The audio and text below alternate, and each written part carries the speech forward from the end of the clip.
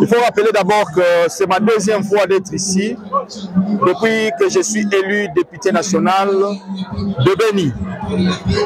Aussi, il fallait arriver ici comme l'exige notre règlement. Il y a un temps où il faut descendre de la base pour rencontrer la population, et c'est pour les raisons de redevabilité. Ce que nous avons fait là, la population a droit de savoir où sont les démarches, qu'est-ce que nous avons raccroché au niveau du gouvernement. Et effectivement, nous avons fait ce qu'il fallait faire jusque-là. En arrivant à Kinshasa, c'était déjà la session extraordinaire qui a commencé. À l'ordre du jour, il fallait valider nos mandats, il fallait installer un bureau provisoire, il fallait au même moment rédiger le règlement intérieur dont je suis l'un des rédacteurs d'ailleurs. Et comme cela ne suffisait pas, il y a eu la menace du M23 et bien d'autres groupes armés au niveau de l'Est. Nous n'avons pas gardé notre langue flouche derrière nos dents. Nous avons pris notre courage de contacter les autorités, chacune à ce qui lui concerne dans ses compétences. Nous avons été voir le ministre de la Défense, le ministre de l'Intérieur, pour leur parler des problèmes de la population de Béni. Parce que si la population nous a choisis, ce n'est pas pour que nous soyons habillés à veste. Parce que le serviteur ne doit pas être trop chic que ce patron. La population qui nous a donné le mandat, cette population qui souffre, nous ne pouvons pas dormir sous les deux oreillers en train de regarder cette souffrance, cette dame qui pleure, ces enfants qui sont restés orphelins et ces dames qui sont restées des veuves. Il fallait, n'est-ce pas, réunir notre courage, voir les autorités. Et comme cela ne suffisait pas, nous avons été voir également le chef militaire. Ici, nous citons le général Chiwewa. Nous avons vu même le lieutenant général Tchaligonza et les autres. Nous leur avons dit qu'il faut descendre sur terrain, à Ben ici. Il allait de même pour le ministre de la Défense et le ministre de l'Intérieur, Maître Jacquemin. Et vous les avez vus venir ici, dans la région, pour palper de doigts la réalité qui se passe sur terrain.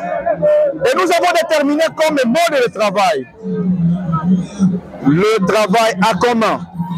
Parce qu'il est dit que là où les gens sont unis, il n'y a rien qui puisse être impossible. C'était aussi le lieu pour dire aux uns aux autres qu'aucune guerre ne peut être vaincue sans l'accord de la population, sans l'accompagnement ou la collaboration de la population. C'est ici le lieu de féliciter tous ces braves qui se sont ligués à côté de notre vaillante armée pour barrer la route à tous ces agresseurs.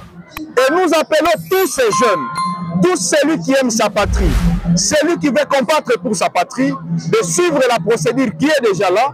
Il y a celui qui est chargé du recrutement, et c'est le colonel Ndakala. Au-delà de ça, tous ceux-là qui veulent trouver une formation urgente, il y a bien des canaux qui sont mis en place. Le Congo nous appartient tous et la sécurité, c'est une affaire de nous tous. Nous avons été à Kassindi, nous avons été à Lubero, nous avons été à Butembo, nous avons été à Kantine et notre itinérance continue. Nous serons un peu partout pour recueillir les désidératas de la population au fait de constituer ceci comme un cahier de charges que nous allons présenter le moment venu aux décideurs à Kinshasa. Honorable, c'est une occasion, vous êtes à Béni dans le cadre de nos vacances parlementaires. Heureusement que la deuxième personnalité de l'armée dans la région, vous avez retrouvé les jeunes de Béni qui se sont réunis et réclament la formation urgente pour combattre contre les FARDC. Une initiative qui est jugée par autant du populisme. Vous pouvez avoir quel message par rapport à cette initiative? Je ne pense pas qu'un jeune qui veut combattre pour sa patrie, que cette attitude soit jugée du populisme. La patrie est menacée. On ne doit pas décourager ceux-là qui se montrent volontaires. Un tel discours, c'est un discours à bannir. Seulement ce que je peux vous dire, il ne faut pas que certains politiciens véreux qui souhaitent et a perdu un avantage quelconque puissent jouer à la manipulation. Comme Comme disait le grand-père, le cri du cochon fait la joie du boucher. C'est-à-dire, il ne faudra pas qu'au travers de cette souffrance, qu'il y ait certains politiciens, nous sommes tous des politiciens, que nous politiques, que nous ne puissions pas nous chercher de l'électorat ou la conservation de l'électorat au travers de la souffrance de la population. Ce n'est pas le moment lorsque les gens meurent. Vous venez, vous prenez des petites photos et vous envoyez. Ça, c'est fini, c'est révolu.